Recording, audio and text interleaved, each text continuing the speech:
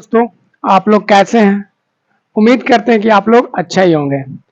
देखिए, आज हम लोग मैथ्स का सिलेबस के बारे में डिस्कस करेंगे कि मैथ्स में क्या-क्या पढ़ना है, कौन-कौन सा चैप्टर है ना?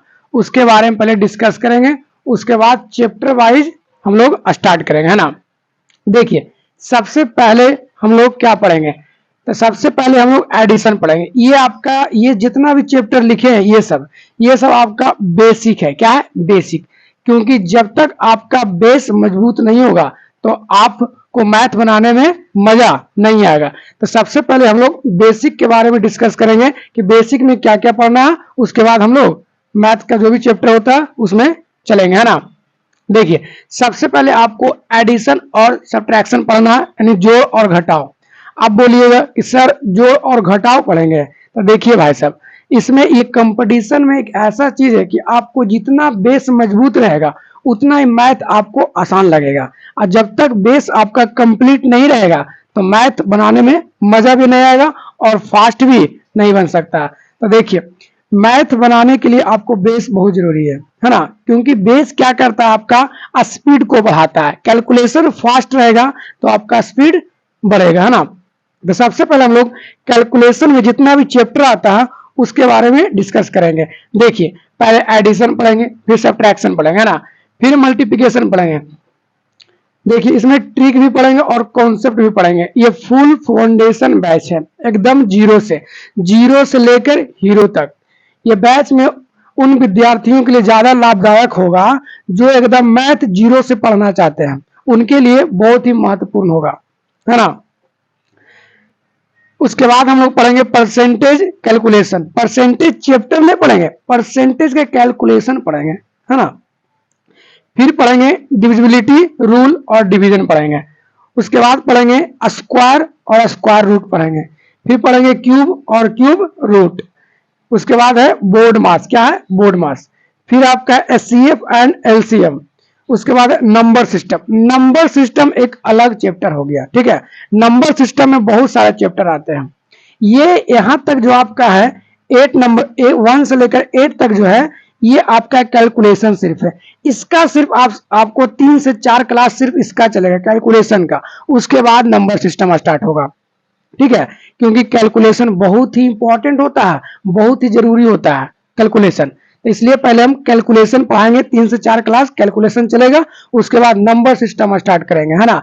नंबर सिस्टम में बहुत सारे चैप्टर है, उसमें भी लगभग 15 से 20 क्लास चलेगा, है ना? उसके बाद देखिए हम लोग रेशियो स्टार्ट करेंगे। क्या पढ़ेंगे? Ratio and proportion. उसके बाद compound proportion, time and work and wages, pipe and system, partnership. अब देखिए, इसको यूनिट बाय यूनिट हम बांट दिए। ये यूनिट फर्स्ट में इतना पढ़ना है, यूनिट सेकेंड में ये पढ़ना है, और यूनिट थर्ड में एवरेज और प्रॉब्लम बेस्ड ऑन एज के बारे में पढ़ेंगे, है ना? ये सब आपका चैप्टर है। आप लोग इसको नोट कर लीजिए, बहुत अच्छा रहेगा। नोट कर लीजिए और चैप्टर वाइज पढ़ेंगे। क्या पढ़ेंगे? चैप्टर वाइज हम लोग अच्छे से डिस्कस करेंगे। उसके साथ बेसिक कॉन्सेप्ट मिलेगा, कॉन्सेप्ट के साथ साथ अच्छे अच्छे ट्रिक भी मिलेगा, ठीक है?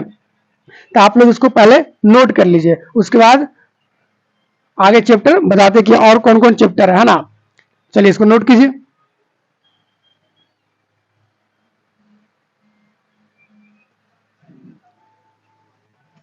देखिए, उसके बाद हम लोग यूनिट 4 में क्या पढ़ेंगे? यूनिट 4 में आपका हो गया परसेंटेज हो गया, है ना? प्रॉफिट एंड लॉस हो गया, सिंपल इंटरेस्ट हो गया। उसके बाद सिंपल इंटरेस्ट और कंपाउंड इंटरेस्ट इसमें भी रहेगा ना? सिंपल इंटरेस्ट के बाद कंपाउंड इंटरेस्ट भी पढ़ेंगे ना? सिंपल इंटरेस्ट और कंपाउंड इंटरेस्ट, है ना? सीआई और एसआई, है ना? फिर देखिए उसके बाद मिक्सर एंड एलिगेशन पढ़ेंगे इसी चैप्टर में, इसी में यूनिट 4 में, है ना? उसके बाद पढ़ेंगे time and distance, trains, boats and streams, है ना? फिर रेस है। क्या है? रेस। फिर देखिए डाटा इंटरप्रेशन में जितना भी आता है, जैसे डाटा टेबल आ गया, पाई चार्ट आ गया, लाइन ग्राफ हो गया, मिक्स्ड ग्राफ हो गया, है ना?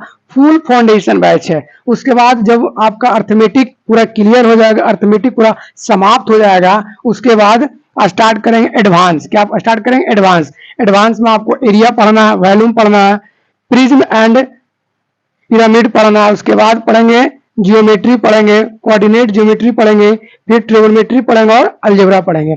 ये फुल मैथ्स का फाउंडेशन बैच है भाई, और उन भाइयों के लिए ज्यादा इंपॉर्टेंट है जो एलपी एंड टेक्नीशियन की तैयारी कर रहे हैं, जो वैकेंसी आने वाला अभी भी स्टार्ट करते हैं पढ़ने के लिए, तो अभी भी वैकेंसी आने में लगभग 2 से 3 माह बाकी है ना, 2 से 3 महीना बाकी है।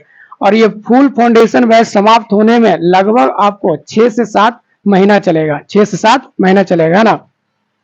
और उसके साथ साथ आपको प्रैक्टिस भी बहुत करना पड़ेगा, ये ना कि सिर्फ क्लास देख लिए और उसके बाद छोड़ दिए। जब तक आप प्रैक्टिस नहीं कीजिएगा, जब तक मैथ्स आपसे दूर नहीं भागेगा। अब क्या कीजिएगा कि क्लास देखिएगा और प्रैक्टिस कीजिएगा नहीं, तो क्या होगा, मैथ्स कभी जिंदगी में नहीं सीख पाइएगा। उसके साथ साथ आपको प्रैक्टिस भी बहुत जरूरी है, तब मैथ स्ट्रांग होगा, अन्यथा जैसे है वैसे रह जाएगा, है ना।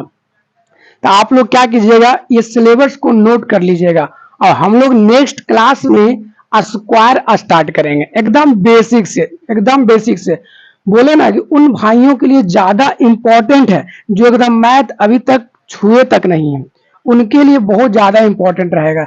एकदम जीरो लेवल से चलेगा, एकदम हीरो लेवल तक चलेगा, समझ रहे हैं ना।